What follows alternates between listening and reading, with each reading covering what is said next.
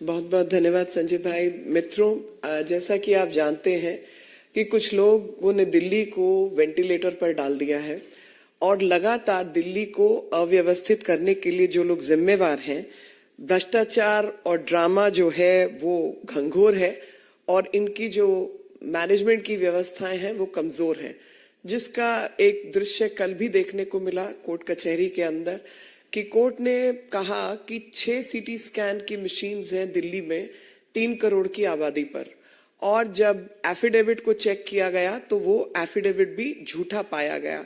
लगातार वो लोग जो ईमानदारी कट्टर ईमानदार कहकर अपनी जगह पर बनाए थे और वायदा किया था, वही लोग कहीं ना कहीं भ्रष्टाचार की परिभाषा बन गए हैं और ऐसा हमें लगातार देखने को मिल रहा है। और वो चाहे अगर मैं आज हेल्थ इंफ्रास्ट्रक्चर की बात करूं, जल बोर्ड की बात करूं, 5 समन ईडी के अवॉइड किए गए हैं और उन 5 समन्स के जाने के बावजूद भी ये व्यक्ति जो है ईडी के आगे नहीं गए। और किसी भी स्वास्थ्य सेवाएं जो है किसी भी राज्य की रीढ़ की हड्डी होती है और ऐसी रीढ़ की हड्डी को मजबूत करने की बजाय लगातार बर्बाद करने का काम किया। अभी तक शराब घोटाले में जहां पर 2000 करोड़ 2500 करोड़ से ज्यादा जो है वो ईडी ने आकलन किया है कि पैसा जो है वो चुराया गया है देश का, अभी उस पर जिक्र ही चल रहा था और ईडी के समन्स का जवाब नहीं दिया जा रहा था तो जल बोर्ड के अंदर घोटाला सामने आया, हेल्थ इंफ्रास्ट्रक्चर के अंदर घोटाला सामने आया। और अगर मैं हेल्थ की बात करूं तो नंबर ऑफ बेड्स इन्होंने वायदा किया था 30,000 बेड्स बनाने का, वो कोई बेड सामने नहीं है। इन्होंने वायदा किया था कि इंश्योर करेंगे कि जो इंटरनेशनल स्टैंडर्ड्स हैं 5 बेड प्रति 1000 लोगों के ऊपर, वो 2.5 बेड भी प्रति 1000 लोगों के ऊपर नहीं है। जो वायदा किया था कि 900 प्राइमरी हेल्थ सेंटर्स बनाए जाएंगे, वो प्राइमरी हेल्थ सेंटर तो बंद हो गए हैं और काफी सारे प्राइमरी हेल्थ सेंटर्स बंद हो गए हैं और जो संख्या है वो कहीं 200-300 के आसपास पहुंची हुई है। और जो प्राइमरी हेल्थ सेंटर की जगह पर सब हेल्थ सेंटर्स के नाम पे वो मोहल्ला क्लिनिक जो है वो बनाए गए और एक एक जो टिन शेड कहूंगी मैं, जो माचिस की डिब्बियों के बराबर जो इन्होंने पोटा कैबिन बनाए हैं, वो भी 50-50 लाख 40-45 लाख का एक एक खर्चा इन्होंने बताया है। जो सेंट्रलाइज प्रोक्योरमेंट स्कीम थी ड्रग्स की, वो ड्रग के प्रोक्योरमेंट में बात हुई थी पारदर्शिता की, ट्रांसपेरेंसी की, वहां पर सबसे ज्यादा घोटाला जो है वो उसमें पाया गया सीपीए के अंदर। और कॉस्ट इफेक्टिव मैनर ऑडिट की रिपोर्ट है, वो भी काम इन्होंने ठीक से नहीं किया है।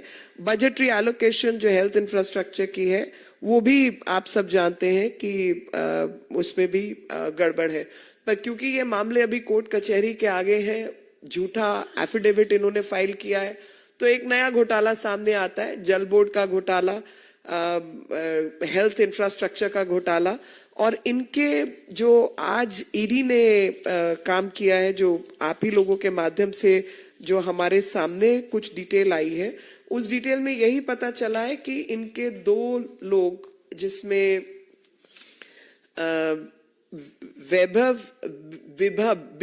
विभव कुमार और शलभ कुमार, साथ में एनडी गुप्ता जो ट्रेजरर हैं आम आदमी पार्टी के, ऐसे कई लोगों के यहाँ लोकेशंस में दिल्ली जल बोर्ड संबंधित और ईडी संबंधित घोटाले में इनके यहाँ पर रेड्स जो है वो चल रही हैं। और जो पर्सनल सेक्रेटरी हैं वैभव कुमार दिल्ली मुख्यमंत्री के, वही इस मनी लॉन्ड्रिंग केस में इन्वॉल्व हैं। मैं आपके माध्यम से ये बात बताना चाहती हूँ और दिल्ली की जनता को खास तौर पर कि 5 समन आ चुके हैं। 5 समन्स में से एक भी इन्होंने अटेंड नहीं किया है और लगातार झूठ की व्यवस्था इन्होंने कायम की है। और एक ही प्रश्न है कि जब आतिशी मरलेना प्रेस कॉन्फ्रेंस करती हैं, वो तमाम इधर उधर की बात जरूर कर रही हैं, लेकिन ये नहीं बता रही कि अरविंद केजरीवाल ईडी के समन के जवाब में ईडी के सामने कौन सी तारीख को कितने समय पर पेश होने जा रहे हैं। तो आपके माध्यम से मैं ये प्रश्न सीधे तौर पर कर रही हूं कि when are you going to present yourself before the ED. और सीटी स्कैन के बारे में मैंने बताया कि 3 सीटी स्कैन हैं दिल्ली के 3 करोड़ लोगों के ऊपर। स्कूलों के अंदर टीचर्स नहीं है, अस्पतालों में डॉक्टर्स नहीं है, बेड्स यहाँ पर नहीं है, तो पूरी दिल्ली को वेंटिलेटर पर, व्यवस्था को वेंटिलेटर पर डालने का काम जो है वो केजरीवाल ने किया है। और जो लोग वायदा करके आए थे कि हम सबसे ज्यादा ईमानदार, कट्टर ईमानदारी का वायदा करने वाले लोगों ने आज कट्टर बेईमान लोग कौन होते हैं उसको परिभाषित कर दिया है। अनंत सूत्र, एक तरफ सिविलाइजेशन का, सभ्यता का हम वो बातें करते हैं, लेकिन आम आदमी पार्टी ने ड्रामा, भ्रष्टाचार, झूठ का जो अनंत सूत्र तैयार किया है वो लगातार दिल्ली की जनता और देश की जनता जो है उससे परिचित हो रही है। Friends, I'm here to bring to notice couple of things, that health infrastructure of any state is actually the backbone of a state because people's health is imperative. Considering all the efforts central government is making, Delhi government is falling short of its efforts, and they have put the entire governance model on the ventilator. Delhi's governance model is basically has been put on the ventilator. ED has summoned 5th time the Chief Minister of Delhi, and after his summons, avoiding summons for the 5th time, my straight question is, when a minister like Atishi Marlena comes and holds a press conference and does every other thing, ask questions of all kinds, but refuses to answer as to on which date, at what time, Chief Minister of Delhi, Arvind Kejriwal, is going to present himself before the ED because he is avoiding the summons. There were close to 1,000 primary health centers in Delhi, which have been undermined and have been shut down, have been closed, and only a minuscule number, a few hundred, is left in the city. And only sub-health centers is what you get to see in the form of Mohalla clinic, and each porta cabin's cost has been rated above 40 lakhs, 40, 50 lakhs is what you pay for these matchbox kind of institutions, infrastructure. 45 to 50 plus lakhs is what has been spent. So there is another scam in the offing. While the ED's summon pertain to the issues of liquor scam, where they have tried to drown the entire city in alcohol and liquor. The Delhi excise policy is the biggest scam which one can think of. But while the Chief Minister is avoiding answering the ED summons on the Delhi liquor scam, another scam came to the front, and that scam happened to be the Delhi Jal Board scam. And post Jal Board scam, yesterday only, before the Delhi High Court, they have been found that a false affidavit has been filed in the court of law before the judges. The false affidavit contains some remarks regarding the procurement processes, where the audit report has found the central procurement processes is violative of law, and the drugs which are procured are substandard and are also not in terms of the regulations which need to be obeyed and adhered to. We've also seen the number of beds which Delhi required are less in numbers, and they had promised that they will bring beds up to the international standards. The 3 CT scans for 3 crore people is what Delhi hospitals have in place.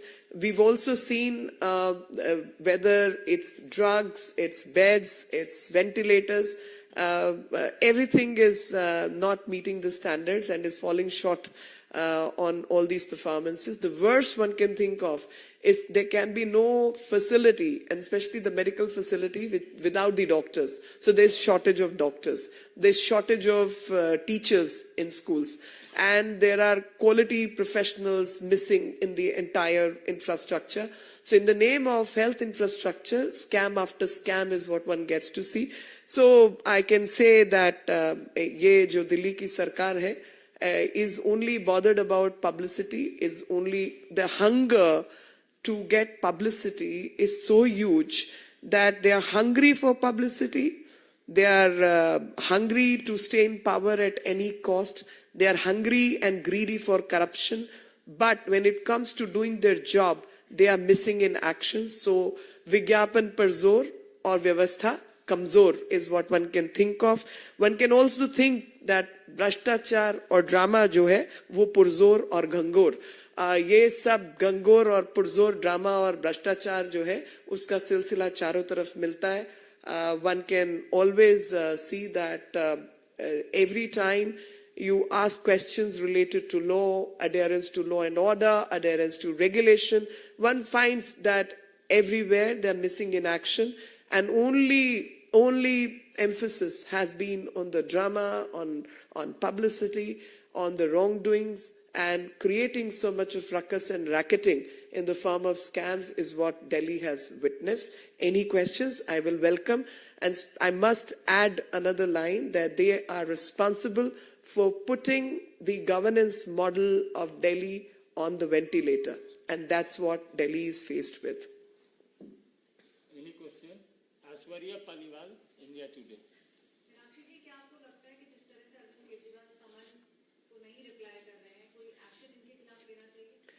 वो तो court कचहरी का मामला है तो court है ED है they are seized of the matter they will do what they have to और they can I am not a spokesperson for ED so I can not really answer on their behalf absolutely wrong and I can quote ample number of examples. I'll quote the example of my prime minister when he was the chief minister in Delhi. 7 hours he sat before SIT and answered each and every question.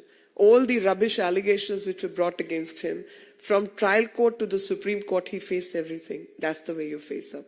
You don't lie and you don't behave in this manner. That is called adherence to law and order, adherence to governance, and adherence to the constitution of this country.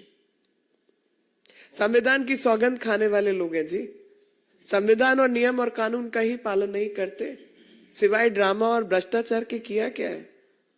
उसी पर पुरजोर इनका दारोमदार रहा है. No. This is a press on this subject. Vineet, TV18. Ma'am अगर हम बात करें जिस तरह से उत्तराखंड में यूसीसी को लाया जा रहा है मैम कैसे देखती है उसे क्योंकि महिलाओं को अधिकार देने की बात जो है वो लगातार हो रही है प्रधानमंत्री नरेंद्र मोदी ने भी कल अपने भाषण में महिलाओं के अधिकार की बात की. ये मेरे आज की प्रेस से संबंधित नहीं है लेकिन क्योंकि मेरा परम विषय रहा है तो इसलिए मैं इसका स्वागत करती हूँ. और यूनिफॉर्म सिविल कोड तो भारत की कोई भी महिला जो है वो इसका स्वागत ही करेगी. साधारण सी बात है कि विभिन्न नियमों कानूनों में महिलाओं के अधिकारों का ही हनन हुआ. भाई आप क्रिमिनल लॉ देख लो, आप कमर्शियल लॉ देख लो, आप आर्बिट्रेशन देख लो, सब जगह पुरुषों से संबंधित जितने नियम कानून है वो एक है देश में. उसमें जाति संस्था इसका उसका कोई भेद नहीं है. सिर्फ जो नियम कानून महिलाओं पर परिवारों पर लागू होते हैं वहीं पर भेद है. क्योंकि महिला को अधिकार क्या मिलना है, मेंटेनेंस मिलना है नहीं मिलना है, उसका विवाह में क्या अधिकार होगा, तलाक पे क्या होगा, बच्चे को अडॉप्ट कर सकती है नहीं, सारे पंगे वहीं पे हैं. तो इसलिए जो भी नियम लिया गया है और यूनिफॉर्म सिविल कोड की बात देश में लागू होने की बात है तो ये तो संवैधानिक एक ड्यूटी मैं कहूंगी कर्तव्य था जो संविधान बनाने वालों ने भी इस पर कई बार चर्चा की और उसको एक ड्यूटी के रूप में और आने वाले भविष्य के एक गाइडिंग प्रिंसिपल के रूप में छोड़ दिया गया था कि एक समय पर ये पूरा होगा.